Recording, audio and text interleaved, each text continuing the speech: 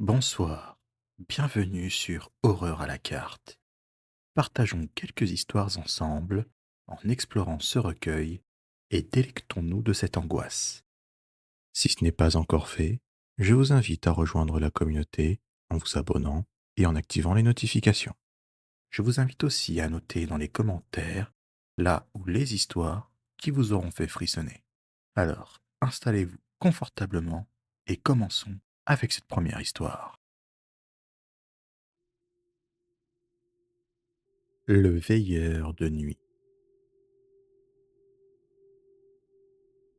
Je m'appelle Steve, j'ai 43 ans et je vis en Californie. Je suis quelqu'un de solitaire et de peu expansif. J'ai perdu ma femme et mon fils dans un accident de voiture il y a 3 ans et j'ai vraiment du mal à m'en remettre. Du coup, ce travail de nuit me convient parfaitement.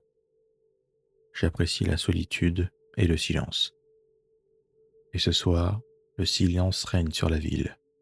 Je m'installe dans ma voiture pour commencer ma ronde en tant que veilleur de nuit.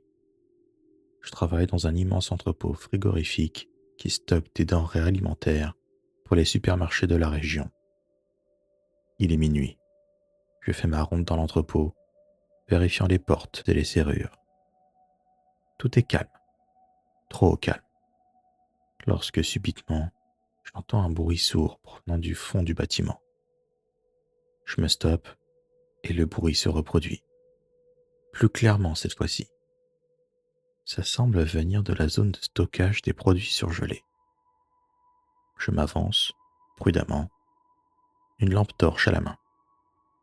L'air est glacial dans cette partie de l'entrepôt. J'arrive devant une immense porte métallique et l'entrouvre lentement. Un frisson me parcourt. La pièce est plongée dans l'obscurité et je vois vaguement des rangées de palettes empilées les unes sur les autres. Soudainement, une ombre furtive se déplace dans l'obscurité. J'ai le souffle coupé. Je braque ma lampe torche dans la direction du mouvement. Une silhouette se dessine. Je me fige et me prépare au combat. La silhouette se rapproche, les yeux brillants dans la lumière de ma lampe torche. Je lui hurle de se montrer, mais j'entends un grognement lugubre. Je me retourne pour fuir et cours à travers l'entrepôt, le souffle coupé. Cette chose me poursuit. Ses pas résonnent dans le bâtiment. J'atteins la sortie et me précipite dehors. Puis plus rien. J'appelle et raconte l'histoire à la police. Mais ils sont sceptiques. Ils pensent que j'ai simplement eu une hallucination due au manque de sommeil. Je sais ce que j'ai vu, mais je n'ai aucune preuve. Je retourne travailler la nuit suivante. Je suis constamment sur le qui-vive, à la recherche de la moindre menace, mais je n'ai jamais revu l'ombre. Le silence m'angoisse, et j'ai le sentiment d'être fou. La solitude et la peur me rongent de l'intérieur maintenant. La bibliothécaire. Je m'appelle Carmen, j'ai 42 ans, et je vis à Madrid. Je suis célibataire, et je travaille comme documentaliste dans une petite bibliothèque de quartier. C'est un travail calme et paisible, tout ce que j'aime. En fin de journée, la bibliothèque est presque vide. Je suis en train de ranger des livres sur les rayons quand j'entends un bruit derrière moi. Je me retourne et je vois un homme grand et massif qui me fixe. L'homme s'approche de moi et me dit d'une voix basse quelque chose que je ne comprends pas. Je lui explique que l'on va fermer et lui demande s'il a trouvé son bonheur. Sans comprendre ce qu'il se passe, l'homme s'énerve et m'attaque avec une force et une violence inouïes. Il me blesse et je tombe sur le sol, mais il ne lâche pas prise. Il continue à me frapper, jusqu'à me faire perdre connaissance. À mon réveil, il n'est plus là. Je suis rempli d'effroi, je me redresse difficilement et j'ai horriblement mal dans tout le corps. Je traverse la bibliothèque et j'atteins la sortie. Des passants viennent à mon secours et appellent la police. L'homme est arrêté quelques minutes plus tard. Moi, je suis emmené à l'hôpital où je suis soigné pour mes blessures. Je suis physiquement blessé, mais surtout traumatisé par cette terrible épreuve. Je suis dans l'incompréhension la plus totale. Pourquoi s'est-il acharné sur moi? La police a enquêté sur l'agression et ils ont découvert que l'homme est un ancien patient d'un hôpital psychiatrique. Apparemment, il était obsédé par moi et me suivait depuis plusieurs mois déjà sans que je ne le remarque. L'homme a été jugé et condamné à une peine de prison ferme. Je suis soulagé qu'il soit derrière les barreaux. Mais je sais que je ne pourrai jamais oublier ce qu'il s'est passé. Aujourd'hui, la bibliothèque est équipée de caméras de surveillance et un vigile a été engagé. J'ai donc pu reprendre le travail en me sentant en sécurité, mais à jamais sur mes gardes.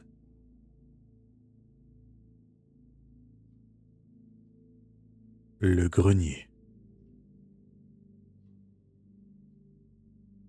Moi, c'est Stéphane. J'ai 30 ans et je viens d'emménager à Portland, dans le Maine, avec ma fille de 7 ans, Luna. On a quitté la ville pour une vie plus calme et plus proche de la nature. Notre nouvelle maison est une vieille demeure victorienne située sur une colline surplombant la ville. Elle est grande et spacieuse, avec un jardin immense et une vue imprenable. La maison a un charme désuet, avec des murs épais, des boiseries sombres et une cheminée imposante. À notre arrivée, Luna est fascinée par la maison. Elle explore chaque recoin, inventant des histoires et des jeux dans chaque pièce. Elle est particulièrement attirée par le grenier, un endroit sombre et poussiéreux où elle prétend sentir une présence invisible. Quelques jours après notre installation, des phénomènes étranges commencent à se produire. Des portes claquent, des lumières s'allument et s'éteignent. Des objets se déplacent sans raison.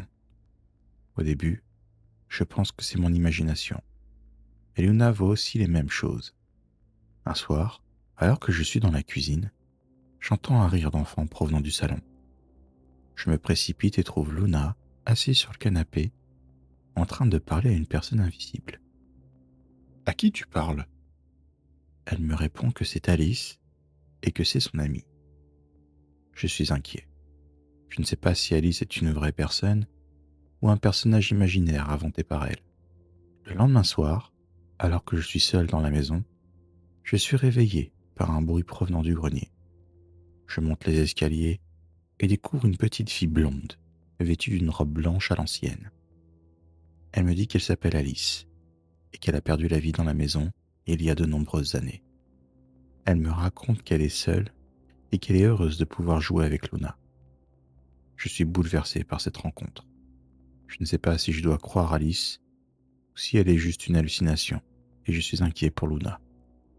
Je ne veux pas qu'elle soit exposée à ce danger potentiel.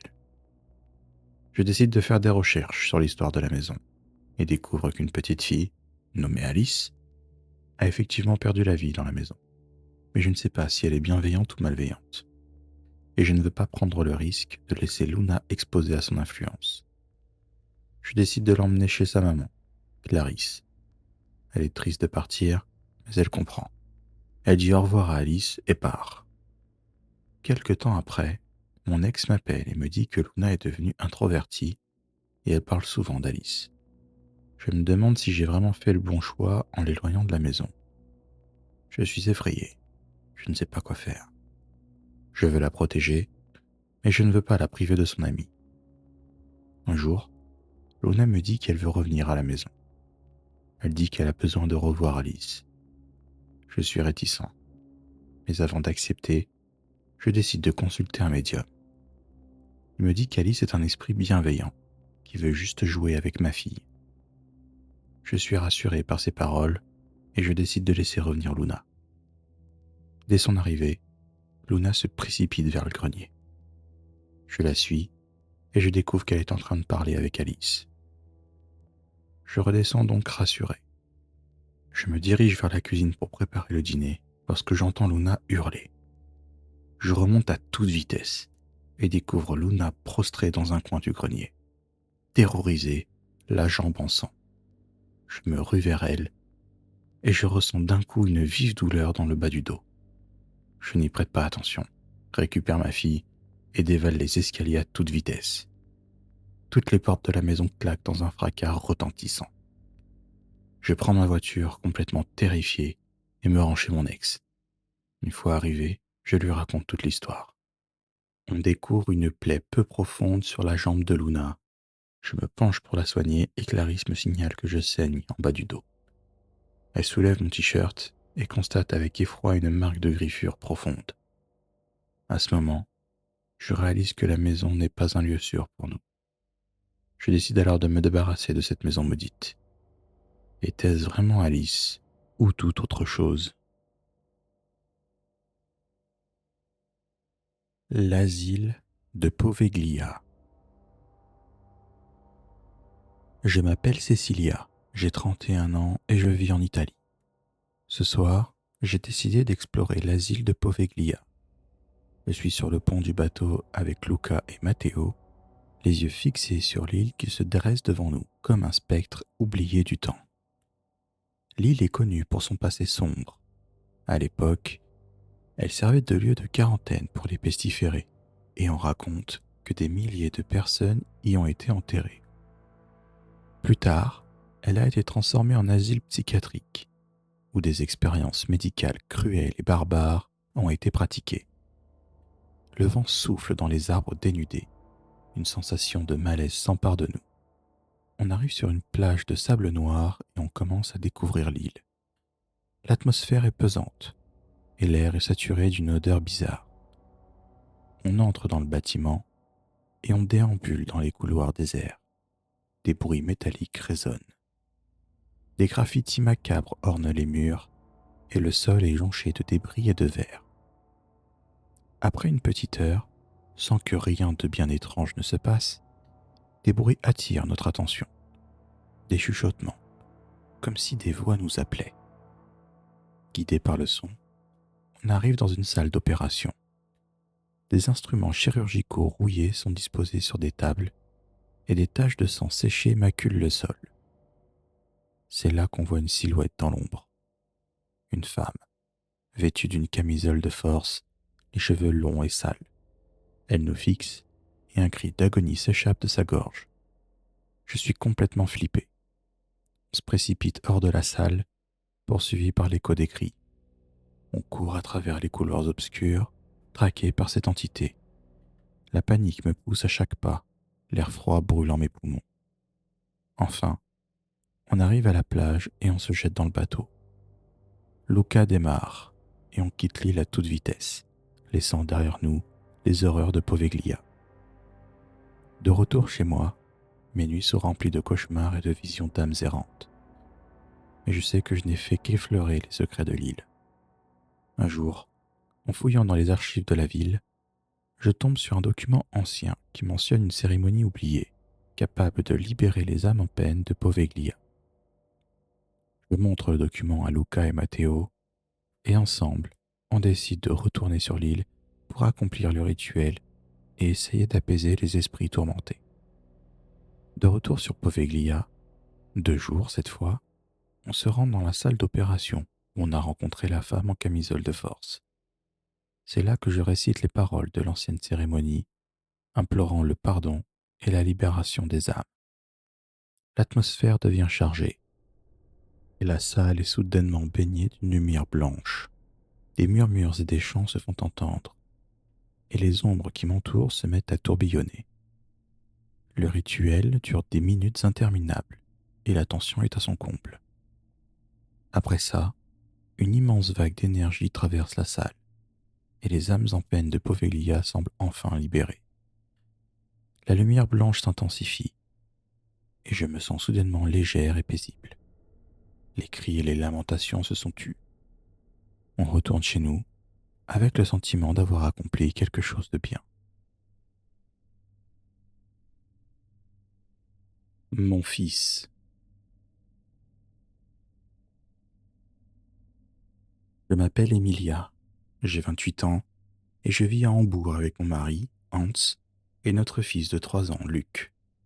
On aime se balader, aller au restaurant et regarder notre fils s'amuser au parc. Profiter de la vie, quoi. Notre vie est paisible, presque banale. jusqu'à ce jour où un murmure insidieux s'est immiscé dans notre quotidien. Un murmure que seul Luc semble entendre. Des mots chuchotés dans son sommeil, des phrases incompréhensibles qui lui font peur. Au début, on pense à des rêves d'enfant, à une imagination débordante. Mais les murmures se font de plus en plus précis, de plus en plus menaçants. Il se réveille en hurlant, terrifié par des visions de monstres et d'ombres très sombres. La peur s'installe petit à petit dans notre maison, une terreur qui ronge notre bonheur. On ne sait plus quoi faire, impuissant face à la souffrance de notre fils. Il est de plus en plus épuisé par le manque de sommeil et commence à dessiner des choses étranges, des formes grimaçantes et des créatures aux yeux rouges. Son comportement change. Il devient irritable, distant, comme si une force invisible le manipulait. On se dit que peut-être notre fils a une maladie mentale. On a essayé de regarder sur le net, voir si on pouvait trouver des pistes ou des témoignages similaires à notre histoire. Mais on est tombé sur des récits farfelus. À bout de force, on décide alors de consulter des médecins, des psychologues, mais personne ne trouve de solution. Les murmures continuent, et Luc s'enfonce de plus en plus dans les ténèbres. Désespéré, on se tourne vers des pratiques spirituelles et des rituels. Je rencontre une vieille dame, un genre de guérisseuse qui chuchote des mots étranges dans une langue que je ne comprends pas. Elle examine Luc et prononce un diagnostic terrifiant. Il est possédé par un démon qui se nourrit de sa peur et qui le consume de l'intérieur. Elle me donne un gris-gris pour le protéger et me guide dans un rituel d'exorcisme. Je suis à bout de nerfs, mais prête à tout pour sauver mon fils. Dans la chambre de Luc, l'atmosphère est tendue. Les murmures se transforment en cris stridents. Des ombres dansent sur les murs. Le moment est intense, épuisant, mais je ne lâcherai pas. Après une lutte acharnée, le démon quitte son corps. Un silence assourdissant s'installe, suivi d'un soupir de soulagement. Luc est KO, mais ses yeux sont clairs et sereins. Les murmures ont disparu, et mon fils est libéré de cette emprise. C'était il y a un peu plus d'1 an maintenant. Luc va très bien, et depuis il semble petit à petit oublier cette histoire. Hans et moi, par contre, on reste marqués par tout ça. Mais le bonheur de notre fils nous aide à passer outre et à avancer. Si ces histoires vous ont fait frissonner, n'hésitez pas à liker, à vous abonner et à activer les notifications pour les prochains épisodes. Un serveur Discord et une chaîne TikTok sont également disponibles, dont les liens se trouvent en description. Prenez soin de vous et à bientôt, j'espère.